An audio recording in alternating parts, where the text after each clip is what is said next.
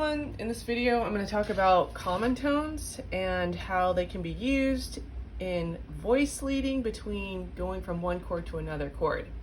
So the easiest way to kind of think about common tones is when I'm going from one chord to another, are there any notes that are common between the two chords?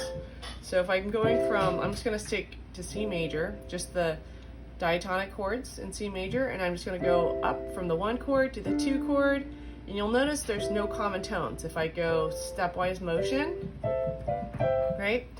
But what if I go up in thirds? Okay, so if I go from C major to E minor, right, there's two common tones, the E and the G, right? So if I go up in thirds, I have two common tones.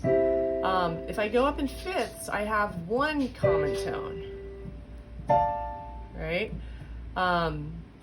So it's a way of kind of transitioning from one chord to another in a way that's smooth and isn't jarring. So there's nothing really wrong with moving from one chord to another without having any common tones. It's just going to sound a little bit more jarring to the ear. And so I can go from like a C chord to an F chord to a G chord. That's common in like blues. Right? No common tones. I mean, there are common tones, but I'm basically moving in parallel motion. Now, a smoother way of playing that same chord progression, and I'm going to be using what we call as keyboard style, so the bass notes in the left hand, and then the chord, the root, third, and fifth in the right hand. Okay, as opposed to chorale style, which is where both hands would be divvying up the four voices. And between two hands, we're just going to do keyboard style. So I'm going to go from the one chord in C major, so that's C, E, G. So next I'm going to go to the four chord. Now I could jump everything up. Everything leaps up, everything moves up. But why not keep the C common tone? Because I'm thinking of the notes that are in the four chord, which is F major, as F, A, and C.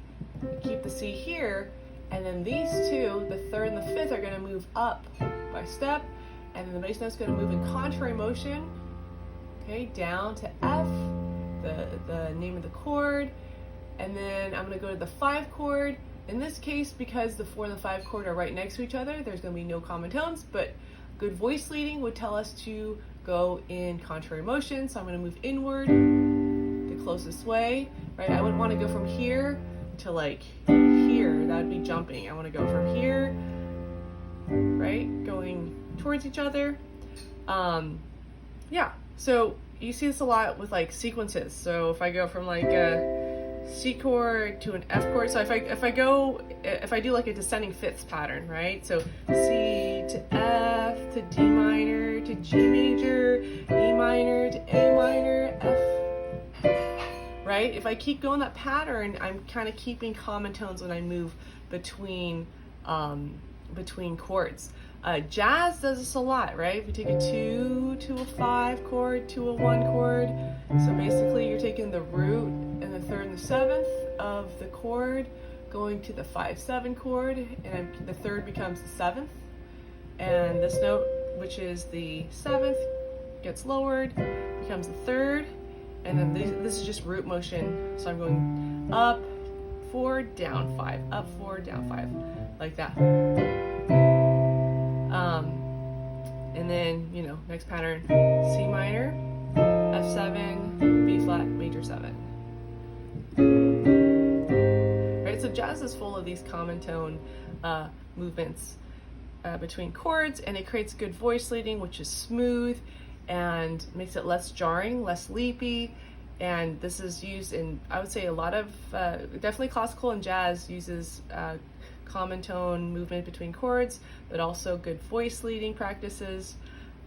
It's less common, I want to say, in like blues music and maybe less in pop music and rock music, but I don't want to generalize. So that's just kind of a general way to kind of move between chords, is to kind of think about the common tones that the chords share, and instead of moving all the notes, holding down the ones that that are in both of the chords, right?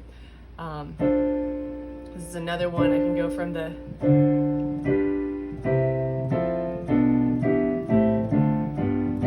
right, just another 6 cyclical sequence.